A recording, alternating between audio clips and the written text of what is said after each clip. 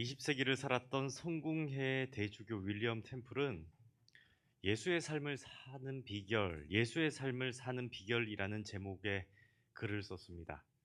제가 잠깐 그분의 글을 읽어 드리려고 합니다. 제목, 예수의 삶을 사는 비결. 나에게 햄릿이나 리오왕 같은 희곡을 주면서 그런 희곡을 써보라고 해봤자 소용없는 일이다.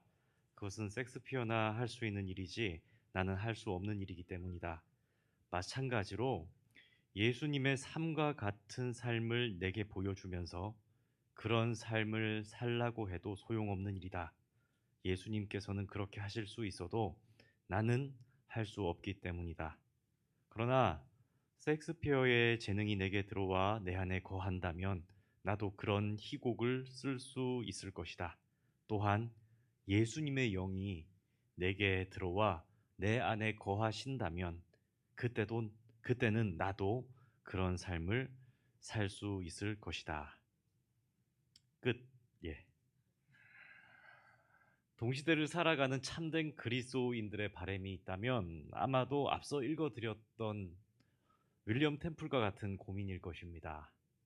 우리도 윌리엄 템플이 말한 것처럼 예수님을 닮은 삶을 살고 싶어 하지만 우리의 힘만으로는 도저히 그 길을 갈 수가 없죠. 그런데 중요한 것은 성령님께서 우리 안에 거하시고 그분의 능력으로 우리를 인도하실 때 우리는 그리스도의 삶을 살 수 있다는 점입니다.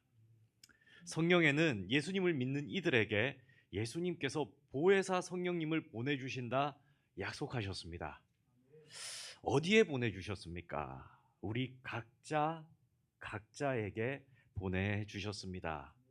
요한복음 14장 16절과 17절의 말씀인데 우리 함께 읽습니다. 내가 아버지께 구하겠으니 그가 또 다른 보혜사를 너희에게 주사 영원토록 너희와 함께 있게 하리니 그는 진리의 영이라. 세상은 능히 그를 받지 못하리니 이는 그를 보지도 못하고 알지도 못함이라. 그러나 너희는 그를 아나니 그는 너희와 함께 거하심이요 또 너희 속에 계시겠음이라. 아멘. 교회를 다니는 우리는, 주일이면 예배를 드리는 우리는, 예수 십자가의 의미를 깨달은 우리는 우리 안에 성령님을 모시고 살아갑니다. 요한 사도는 분명히 말씀합니다. 너희는 그를 아나니 그는 너희와 함께 거하심이요 또 너희 속에 계시겠습니다. 아멘. 정말 그러십니까? 정말 우리는 성령님이 내 안에 계시다는 사실을 인식하고 있으십니까? 이것은 우리가 무겁게 생각해 봐야 할 정말 중요한 일입니다. 좀 무겁게 생각해 보고 정말 돌이켜 봐야 할 중요한 일이죠. 귀신이 들려도 사람들은 자신을 거창하게 포장해서 말합니다. 애기동자신, 장군신, 방울할매신, 칠성신, 팔선녀 등등 자신이 모신 신을 자랑하기가 바쁘지 않습니까? 저도 제가 가는 길에 늘 말씀드리지만 방울할매당이라고 있는데 한 번도 본 적은 없습니다. 보신 적 있으십니까? 방울을 들고 있나요? 어떤지 잘 모르겠습니다. 그런데 그렇게 현란하게 자랑을 합니다. 그리고 외모도 좀 꾸미지 않습니까? 그런 분들은 화장을 짙게 하기도 하고 옷도 특별하게 입어서 자신이 신을 모셨다는 것을 드러냅니다. 그렇죠? 한 번도 만난 적 없으십니까? 뿐만 아니라 그분들은 말투도 다르고요. 걸음걸이도 다릅니다. 그리고 평소의 생활도 막 살지 않는다고 합니다. 무언가 다르고 신령하게 행동하며 살아가죠. 그런데 우리는 어떻습니까? 우리 안에는 이 세상을 창조하시고 우주 만물을 말씀으로 다스리시는 하나님의 영, 보혜사 성령님이 계십니다. 세상의 잡신의 개수 사탄보다도 강하고 악한 마귀의 머리를 짓밟으신 예수 그리스도의 영이 우리 안에 들어와 계십니다. 아멘이시죠? 아멘입니다. 그렇다면 예수 그리스도의 영을 모신 우리도 무언가 달라도 달라야 하지 않겠습니까? 그럼 우리는 어떻게 달라져야 합니까? 좀 어떻게 달라져야 되는 거죠? 예수님을 믿고 성령님이 내 안에 계시기에 그리스도인으로서 세상 사람들과는 구별된 무엇이 있어야 하는 걸까요? 주일이면 모여서 예배 드리는 것과 예배 때 그냥 오시지 않고 헌금을 정성스럽게 준비합니다. 왜 그러십니까? 안식일을 기억하여 거룩히 지키라는 말씀을 따라 일주일 중에 하루는 온전히 예배를 드리고 하나님께 안식하기 위해서 그러죠. 뿐만 아니라 헌금도 드립니다. 여기서 헌금의 의미는 무엇입니까? 하나님께서 나에게 모든 것을 베풀어 주셨구나. 하나님께서 나에게 다 주셨어. 라는 것을 믿고 나는 하나님께서 주신 것을 믿습니다. 인정합니다라는 고백으로 헌금도 드립니다. 그래서 소득의 10분의 1도 구분하여 드리고 감사한 일이 있을 때는 감사 헌금도 드리고 또 어떡합니까? 정해진 절기에 맞춰서 하나님의 은혜를 기억하며 하나님의 향한 우리의 믿음을 표현하는 것, 표출하는 것, 드러내는 것이 바로 헌금입니다.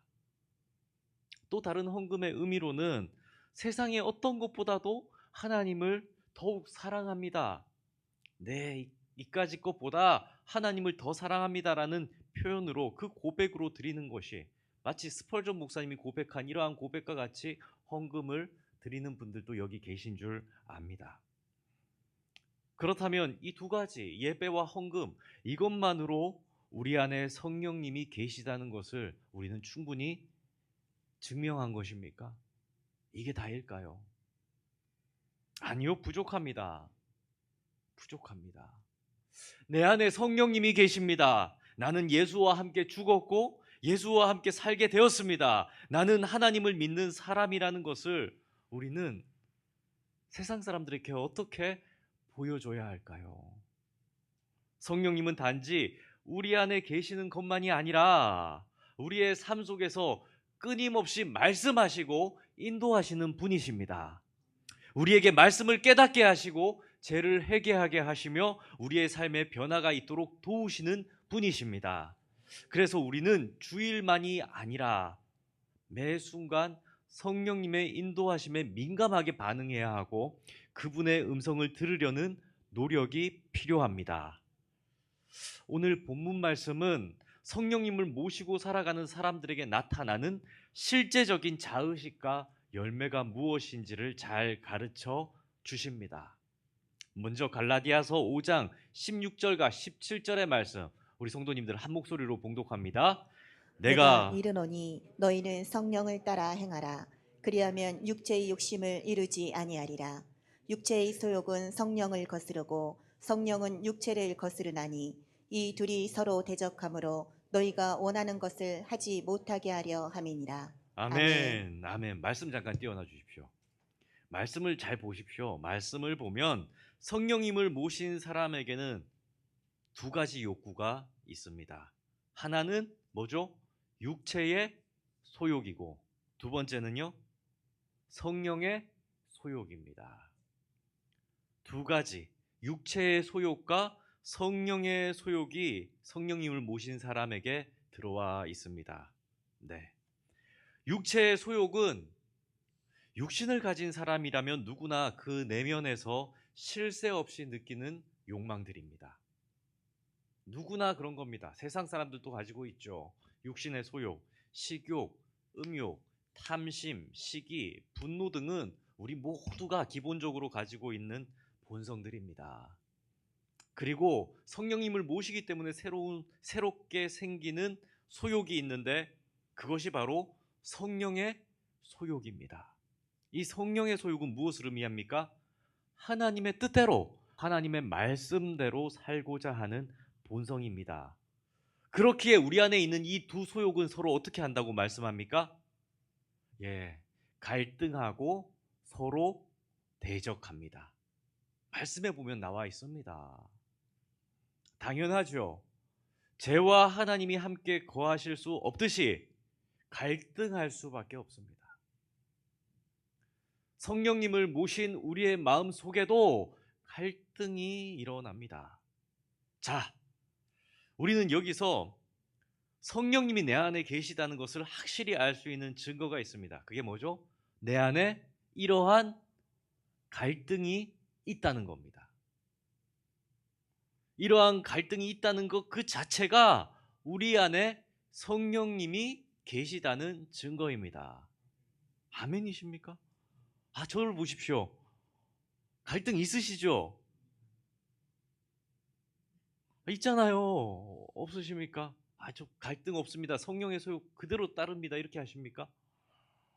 이게 첫 번째라는 거예요. 그러니까 마음속에 충돌이 있고 갈등이 있고 고민하고 이것 자체가 이미 우리 안에 성령님이 들어와 계시다는 증거입니다. 이 두 번째 단계, 이 두 번째 단계가 이제 우리가 생각하는 누가 이기는가 하는 점입니다. 갈등이 있지 누가 이기는가? 우리 안에서 육체의 소욕이 셉니까? 아니면 성령의 소욕이 셉니까? 다시 저를 볼까요? 이론적으로는 성령의 소욕이 이기셔야 합니다. 성령님이 이기셔야 해요. 하지만 우리 안에서 실제로 누가 자주 이기고 있습니까? 못 들은 걸로 하겠습니다. 육체입니까? 성령입니까?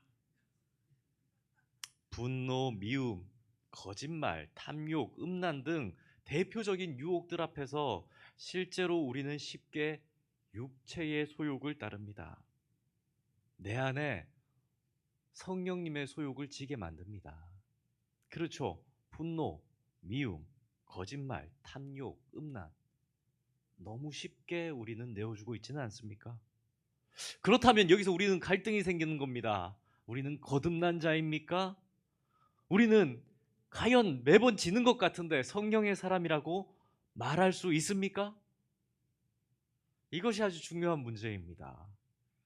우리가 예수님을 믿었으니 구원을 받았다 하고 우리의 실제적인 삶은 이렇게 지는 삶, 이중적인 삶을 살 수 없기 때문입니다. 예수님이 우리의 죄 때문에 얼마나 그 비참한 십자가를 지셨습니까? 그걸 깨달았습니다. 내 죄 때문에 예수님이 십자가를 지셨지 펑펑 울며 회개하고 통회하고 자복했습니다. 그런데 똑같은 죄를 또 짓습니다.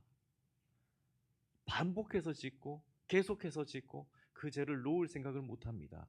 그러면 예수님은 어제도 십자가를 지셔야 되고 오늘 또 십자가를 지셔야 되고 내일 또 내 죄 때문에 십자가를 지셔야 하는가 하는 후회와 반성이 우리를 두렵게 합니다. 어떠십니까? 입술로는 주여 주여 하면서 우리의 행위로는 하나님을 모르는 자처럼 행동할 수는 없기 때문에 우리는 고민합니다. 뿐만 아니라 바울 사도는 로마서 8장 13절에 이렇게 고백하는데 눈여겨보십시오. 너희가 육신대로 살면 반드시 죽을 것이로되 영으로서 몸의 행실을 죽이면 살리니. 아멘. 육신의 소욕이 계속 내 안에 이기게 하면 어떻게 된다고요? 죽는다는 겁니다. 육신의 소욕대로 살면 우리는 죽습니다. 그렇게 성령님을 내 안에 모신 사람은 갈등 가운데 뭘 살려야 합니까? 갈등하십니까? 뭘 살려야 됩니까? 성령의 소욕을 살려야 합니다. 육체의 소욕은 죽이고 성령의 소욕은 살려야 합니다. 아멘이시죠? 한번 따라하겠습니다. 육체의 소욕은 죽이고 성령의 소욕은 살려야 합니다. 아멘, 아멘. 이것이 그리스도인이라면 참되게 살 수 있는 길입니다. 육체의 소욕은 죽이고 성령의 소욕을 살리는 것. 문제는 어떻게 육신의 소욕을 죽이고 성령의 소욕을 따를 수 있을까 하는 점이죠. 어떻게 하면 따를 수 있을까? 어떻게 하면 내 안에 죄는 죽이고 내 안에 주님 주신 은혜는 살릴 수 있을까? 어떻게 하면 옛사람은 훌훌 벗어버리고 성령의 새 사람을 덧입을 수 있을까 하는 것이 우리의 절대적인 고민입니다. 갈라디아서 5장 24절 말씀 우리 함께 읽겠습니다. 그리스도 예수의 사람들은 육체와 함께 그 정욕과 탐심을 십자가에 못 박았느니라. 아멘. 아멘. 설교 시간인데요. 말씀 띄워 주십시오. 이 말씀 잠깐 암기하겠습니다. 암기하셔야 됩니다. 이 말씀은 우리가 가슴에 새겨야 되고 우리 신비에 새겨야 되는 말씀입니다. 말씀 또 외우기 쉽습니다. 누가요? 그리스도 예수의 사람들은 무엇을요? 육체와 함께 그 정욕과 탐심을 어떻게요? 십자가에 못 박았느니라. 아멘. 그리스도 예수의 사람들은 육체와 함께 어떻게 해요? 그 정욕과 탐심을 십자가에 못 박았느니라. 아멘. 새기십시오. 마음속에 새기십시오. 정말 이 말씀 한 구절을 우리 오늘 새겨도 하나님의 분명한 가르침이 우리 안에 들어오는 겁니다. 그리스도 예수의 사람들은 육체와 함께 그 정욕과 탐심을 십자가에 못 박았느니라. 그런데 말씀은 외우면서도 마음속에 뭐가 들어옵니까? 주님, 나는 그렇게 못합니다. 아는데 나는 그렇게 못합니다라는 마음에 눈물이 흐릅니다.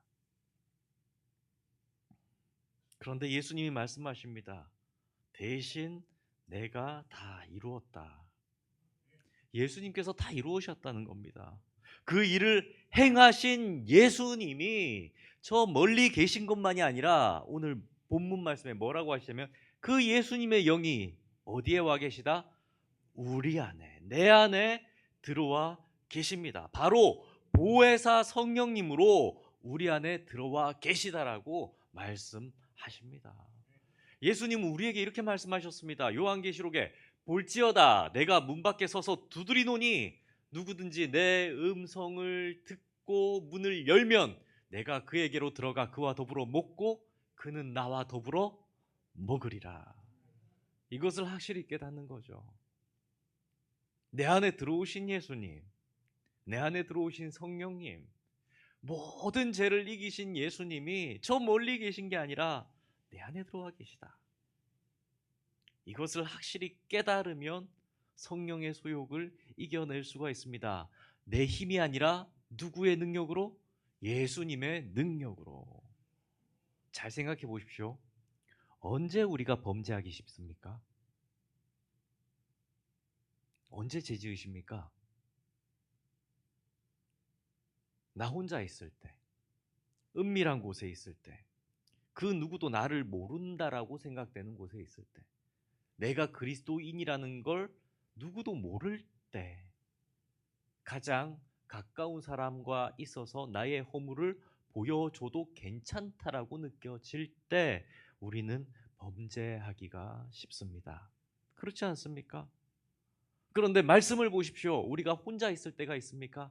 없습니다. 우리는 혼자 있을 때가 없어요. 누구와 함께 늘 합니까? 예수님, 바로 예수의 영 성령님과 우리는 함께 늘 거합니다. 항상 보혜사가 우리와 함께 계시다고 성경은 가르쳐 줍니다. 이걸 깨달으시기를 축복합니다. 시편 말씀에 이스라엘을 지키시는 이는 졸지도 아니하시고 주무시지도 아니하신다. 뭘 얘기합니까? 예수님의 영은 24시간이라는 겁니다. 항상. 그리고 다윗은 고백합니다. 시편 139편에 내가 주의 영을 떠나 어디로 가며 주의 앞에서 어디로 피하리까? 내가 하늘에 올라갈지라도 거기 계시며 스올에 내 자리를 펼지라도 거기 계시니이다. 아멘. 예수님의 영이 안 계신 곳이 없다는 말입니다. 항상 어느 곳에나 하나님은 우리와 함께 하십니다. 그렇다면 우리는 죄의 유혹이 몰려올 때, 내 안에 죄 짓고 싶은 마음이 두근두근 일어날 때 어떻게 해야 됩니까? 하나님이 우리와 함께하고 계시다는 사실을 기억해야 합니다. 아멘. 그때 우리는 성령님의 음성에 귀를 기울일 수가 있습니다. 맞아. 하나님이 나와 함께하고 계시지. 하나님이 나와 함께하고 계시지. 아내랑 한 번씩 마트에 같이 갈 때가 있습니다. 마트에 가면 이것저것 물건들이 많지 않습니까? 우리 성도님들은 뭘 좀 좋아하십니까? 이렇게 꼭 지나가다 보면 시식 코너들이 있는데 한 번씩 시식 코너도 맛보고 하지 않습니까? 그런데 시식 코너를 돌던 중에 제가 발걸음을 멈추고 섰습니다. 그런데 공교롭게 그 자리가 알코올을 파는 곳이었습니다. 전혀 이상하게 안 보시죠? 저를 신뢰하시니까. 맥주하고 와인하고 막 위스키가 즐비하게 있고 거기서 또 시식을 하고 있었습니다. 근데 제가 그 자리에 섰습니다. 그랬더니 함께 장을 보던 아내가 도망가 그러더라고요. 거기 있지 마. 혹시나 성도님들이 보면 어떡해? 라는 거죠. 성령님이 우리와 함께하고 계시다. 성령님이 늘 나를 지켜보고 계시다. 성령님이 우리의 일거수일투족을 함께하고 계시다. 이것을 믿으시기 바랍니다. 하나님이 늘 보고 계십니다. 그런데도 자꾸 육신의 소욕에 찌고 계십니까? 근데 성경은요, 그게 정상이라고 얘기합니다. 어쩔 수 없지. 하루아침에 사람이 어떻게 확 바뀔 수 있냐라고 말합니다. 오랫동안 아담 때로부터 길들여진 죄의 습관이 우리를 침착하고 있었는데 나도 모르게 죄짓고 나도 모르게 죄짓는 것에 익숙해졌는데 그게 어떻게 하루아침에 바뀌겠니? 라고 말씀한다는 겁니다. 다만 성경은 우리에게 분명히 희망을 주는 말씀을 하는데 뭐냐면 변하고 있다는 겁니다. 바뀌고 있다는 겁니다. 아닌 척 하시는데 죄에 더 우리는 가까운 존재들입니다. 그러나 우리에게 희망은 바뀌고 있다는 겁니다. 그것이 성경에서는 조금 신학적인 용어로 성화라고 말씀합니다. 성화. 그래 맞아. 너희들 여전히 죄 지을 수 있지. 그러나 너희는 방향이 바뀐 사람들이야 라고 말씀하는 겁니다. 변화되고 있는 사람들이야. 거룩해지고 있는 사람들이야. 죄는 점점 벗어 던지고 있는 사람들이야 라고 성경은 말씀합니다. 성령님이 내 안에 들어오셨습니다. 첫 번째는 성령님이 내 안에 들어오셔서 뭐가 일어납니까? 내 안에 갈등이 일어납니다. 갈등이 일어나고 두 번째는요.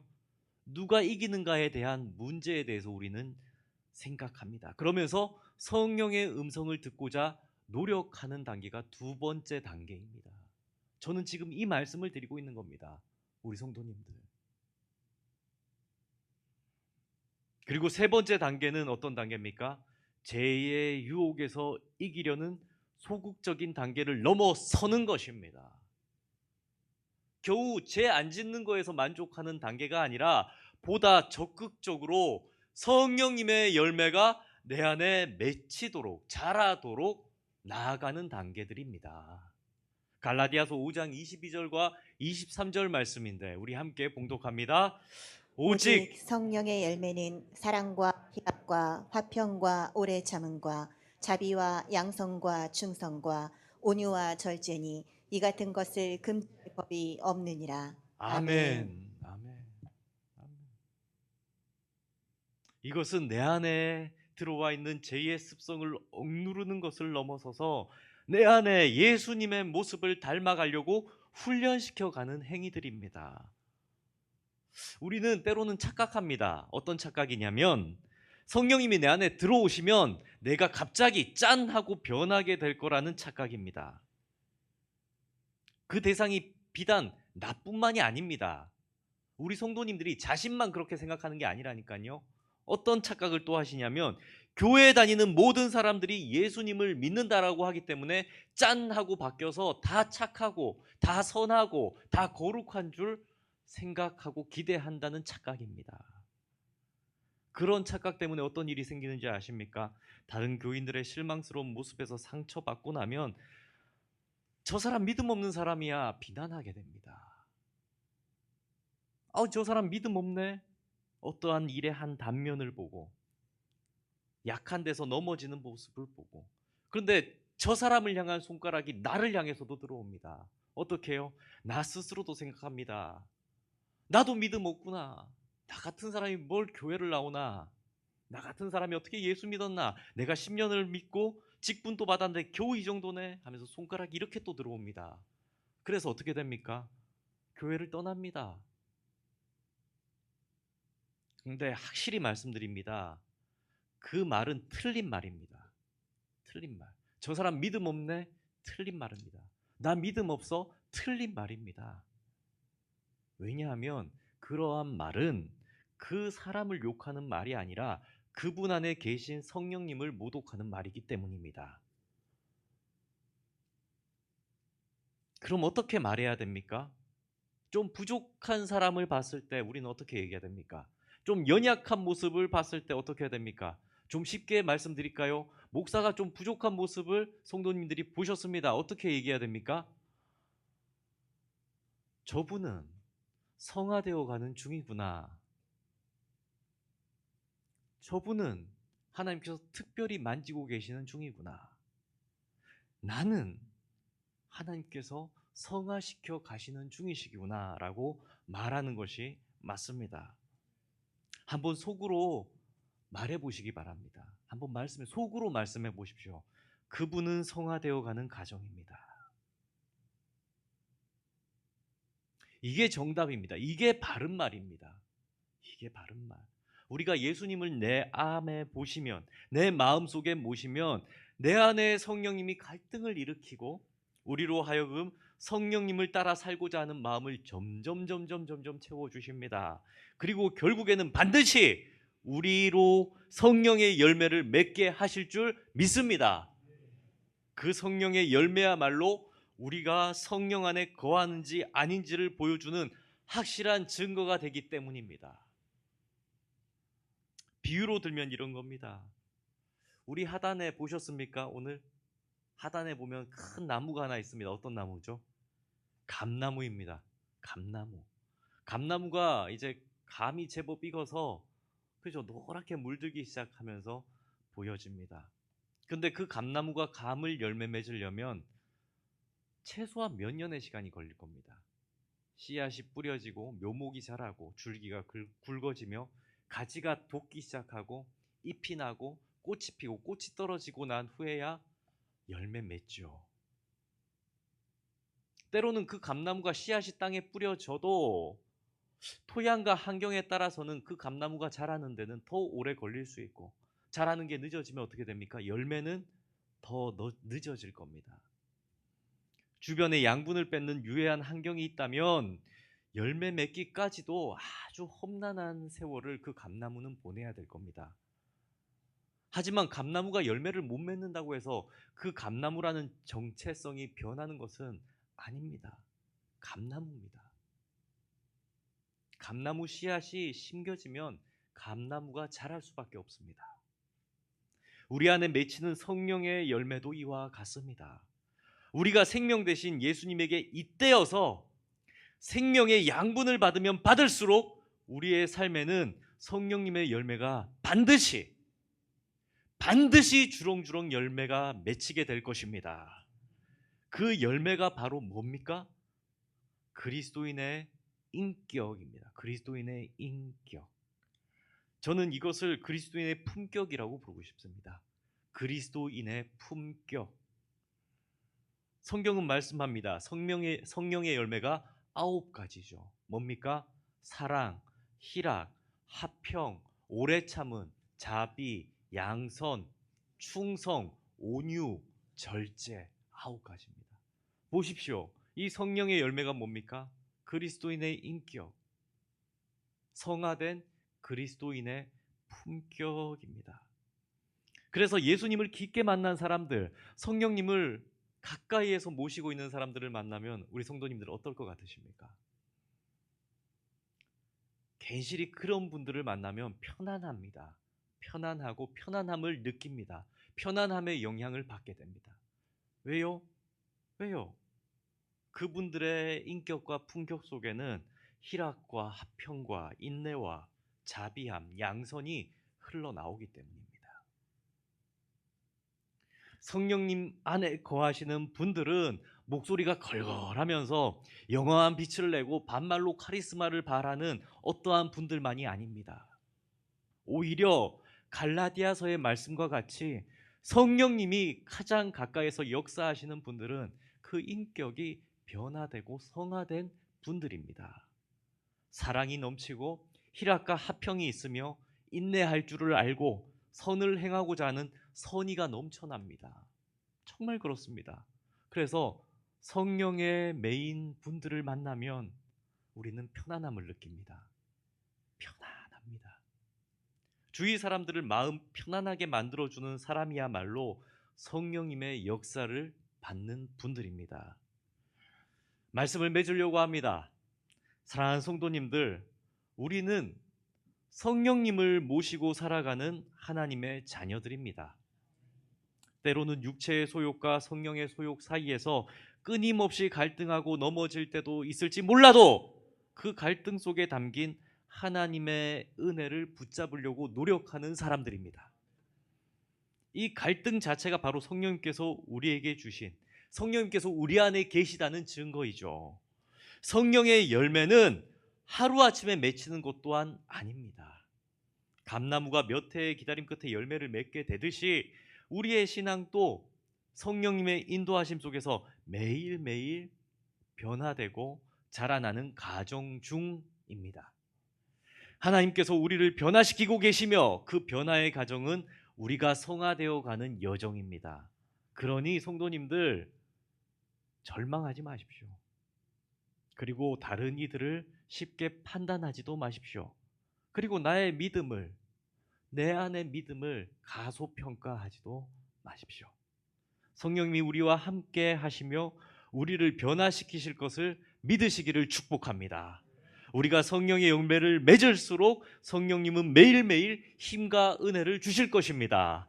성령님의 소욕을 따라 사는 것은 단지 우리의 의무가 아니라 우리가 누릴 수 있는 가장 큰 복임을 기억하시기를 바랍니다. 성령님과 동행하는 삶 속에서 우리는 진정한 기쁨과 평안, 사랑과 희망을 경험하게 될 것이기 때문입니다. 이제 우리는 모두 성령님을 의지하여 더 이상 육체의 소욕에 지지 않고 성령의 소욕을 따라 그리스도를 닮아가는 아름다운 삶을 살아가십시다. 그리고 성령의 능력으로 육체의 소욕을 이기고 그리스도인의 품격, 사랑, 희락, 화평, 오래 참음, 자비, 양선, 충성, 온유, 절제, 이 열매를 맺어 가시는 저와 성도님들이 되기를 예수님의 이름으로 축복합니다. 우리 다 함께 찬양합시다.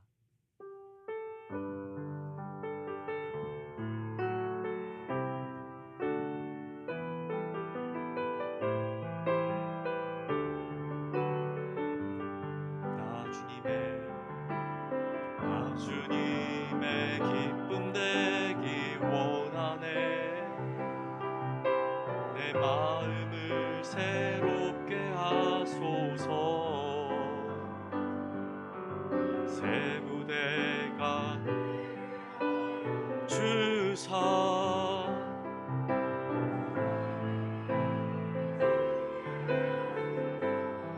내가 원하는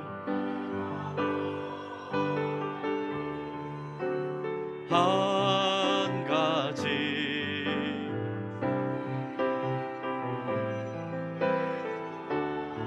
내가 원하는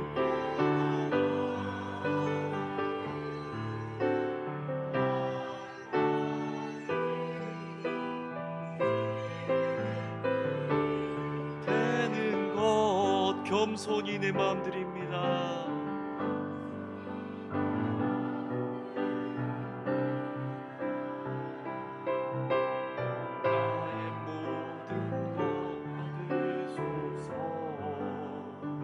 나의 마음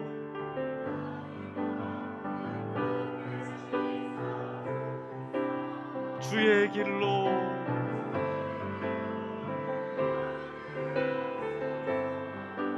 내가 원하는 한 가지 되는 것, 내가 원하는 한 가지 주님의 기쁨이 되는 것, 내가 원하는 한 가지